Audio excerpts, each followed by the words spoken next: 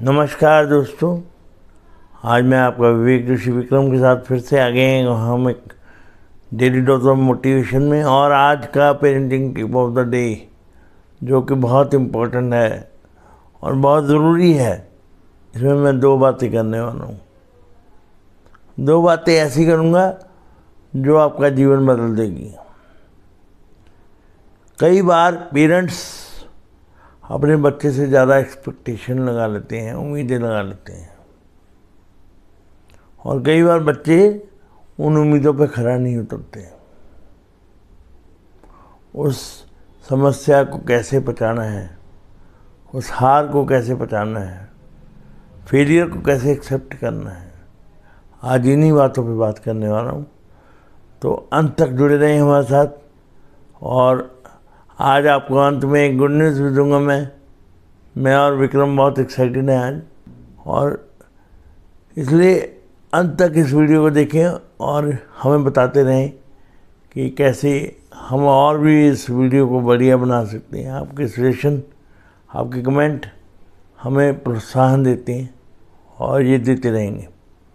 हम मुद्दे पे आते हैं, आज के विचार पे बात करते हैं कि आज का विचार शुरू इस तरह से होता है कि हमें किसी भी प्रकार से अपने बच्चे की तुलना किसी से नहीं करनी चाहिए।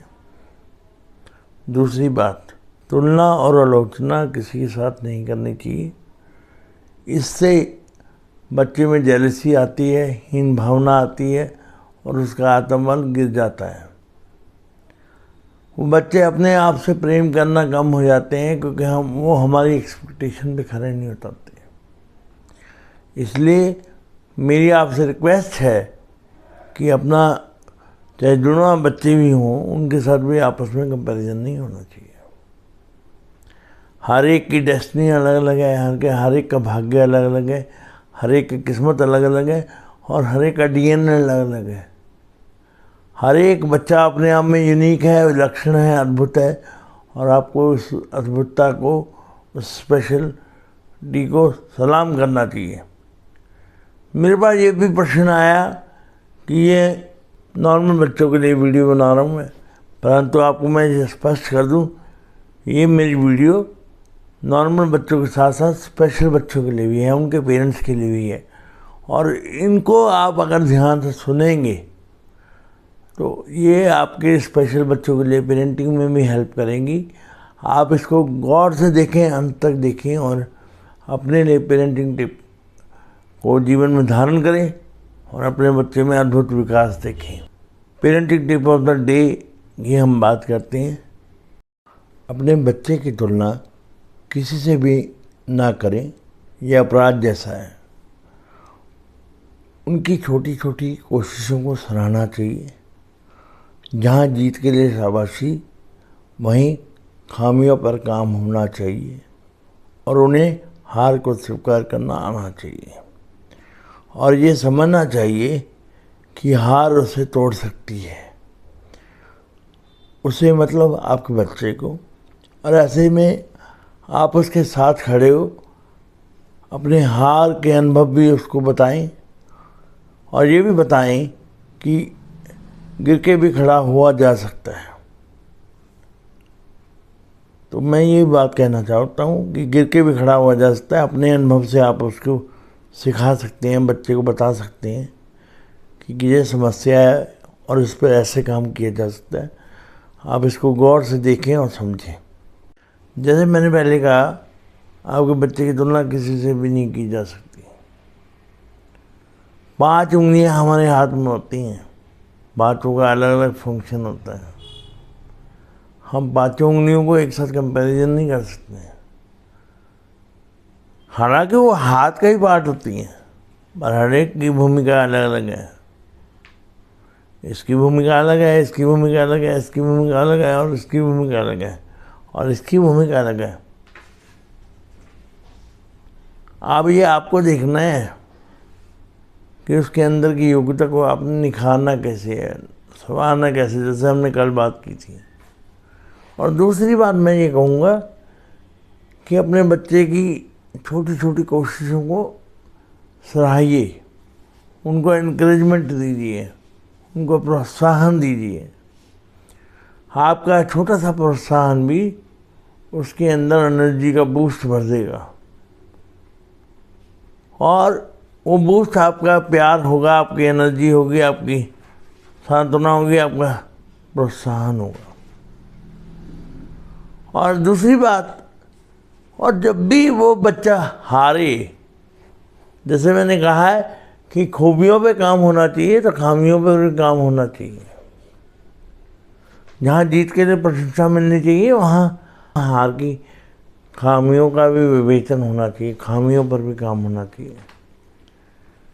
मैं ये कहना चाहूँगा दोस्तों, हम हमारे बच्चों से ज़्यादा उम्मीदें लगा लेते हैं, जिस वजह से परेशानियाँ क्रिएट होती हैं, दिक्कतें क्रिएट होती हैं, और हमने अपने बच्चों को हार को स्वीकार करना नहीं सिखाया। ना हम उनकी हार को बचा पाते हैं, ना उनको बचाने देते हैं। हम उनको बार बार याद दिलाते हैं, आप फेल हुए थे, आपने ऐसे किया, ऐसे किया, ऐसे। उसकी बजाय आपको उसको ये समझाना चाहिए कि हार स्वाभाविक है, हार कभी कभी अच्छी भी होती है, हार से हमें सीखने को भी मिलता है। परंतु मैं अक्सर देखता हूँ और ये महसूस करता हूँ कि हमारे 95% पेरेंट्स अपने बच्चों को नेगेटिव मार्क्स देते हैं और ज़्यादातर उनकी तुलना दूसरों से करते हैं। दूसरी बात जो मैं कहना चाहता हूँ कि हमारे बच्चों को हार बचाने की आदत नहीं है। कॉम्पिटिटिव वर्ल्ड में हम हार जाते तो बस छोटी छोटी बातों पे आजकल बच्चे आत्मदाह, आत्महत्या कर रहे हैं, ये गलत बातें हैं। उनको हार बचानी चाहिए, उनको हार के मतलब समझाने चाहिए। Failures are the pillars of success.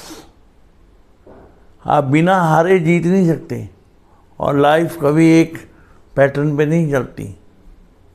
Life में अप्स एंड डाउन्स आते रहेंगे, और आपको हार को पहचानना पड़ेगा।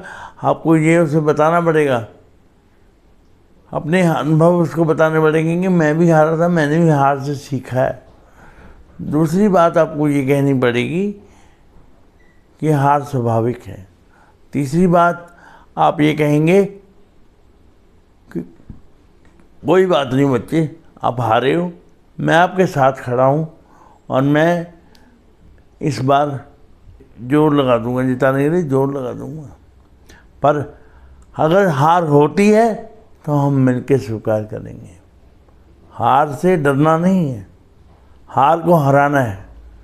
अपने बच्चे को ये बताना है कि गिर के हम खड़े हो सकते हैं, और गिर के हम खड़े हो सकते हैं, खड़े होके हम चल सकते हैं, चल के हम अपनी मंजिल को भी पा सकते हैं। इतना सा प्रयास आपको करना है दोस्तों। और मैं जो बात आपसे कहने वाला था वो ये है कि आज आपके प्रयासों से, आपके प्रयासों से सिर्फ हमारे 2000 सब्सक्राइबर पूरे हुए।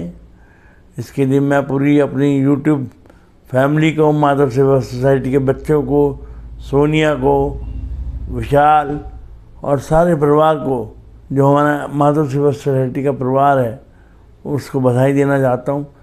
इसमें मेरे पिताजी का बहुत बड़ा योगदान है, उन्होंने बड़ी एफर्ट की है, और मैं ये चाहता हूँ कि आप हमें यूँ ही ज़्यादा से ज़्यादा प्यार करें। और हाँ, अब आप इस वीडियो को पूरा देखकर उस पर कमेंट करें, ताकि हमारा वॉच टाइम का जो सपना है वो पूरा हो सके, और हमें जल्दी मोनेटाइज होकर हम भी थोड़े पैसे कमा लें, क्योंकि इन चीज़ों में व्यय ज़रूर होता है। क्योंकि मेरा ये सपना है कि आपके माध्यम से हम वहाँ तक पहुँचे जहाँ तक कोई भी डिसेबल अपने घर के कमरे में कैद है, उसको बाहर निकालना मेरा एकमात्र उद्देश्य है। क्योंकि हमारे पेरेंट्स बहुत अच्छे हैं, पर कई पेरेंट्स को अवेयरनेस नहीं है, और ये सेंसिटाइजेशन का ये प्रोग्राम जो हमने एक शुरू किया है, एक बात ही जगाई है, parenting tips of the day, ये 7 दिन बाद दोबारा आएगा। हम अलग अलग सीरीज़ लेके आ रहे हैं और 7 डेज़ का प्रोग्राम चला रहे हैं। और इसमें हम लाइव भी हुआ करेंगे। जो मैं और विक्रम सीख रहे हैं लगातार, विक्रम की बहुत अच्छी कोशिश है, विक्रम बहुत समझदार बच्चा है और वो सीख रहा है, वो पार्ट टाइम ये काम सीख रहा है। और मैं चाहता हूँ कि आप उसको भी सराहना दें और उसको भी बताएं कि हाँ, हम जीत सकते हैं।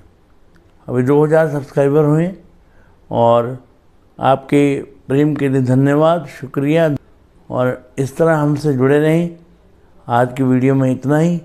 हम फिर मिलते हैं एक ब्रेक के बाद।